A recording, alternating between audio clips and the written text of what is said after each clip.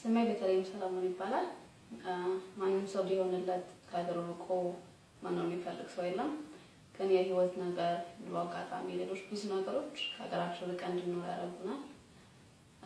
ስለዚህ የሚከተለው ግጥም በስደት ላሉ ኢትዮጵያውያን ኤርትራውያን ይሆንልኝ።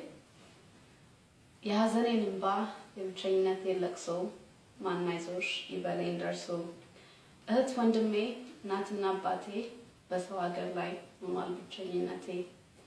እዚህ ቁጭ ብዬ ያለሁት እዛ የልቤ ጥያቄ አይደል የዋዛ ይለኛል ልቤ ጥፊ ሂጂ በሪ ሀሳብ ብዙ ሆኜ ቀረው ግን ቅርብ አዳሪ ቀኑን አሳልፌ ሆኜ ብቸኛ ሲመሽ ገፋኛል እንኳንስ ልተኛ ለሀሳቤ ቢሆን እንደኔማ አልለይም ካንቺ ኢትዮጵያዬ ማማ እናት ሀገሬ ርቄ ብሄድም ሳላስብሽ ውዬ አድሬ አላውቅም መለየት ከባዱ ሆነና ጣዬ ጀመርኩት ስደትን አወይ አበሳዬ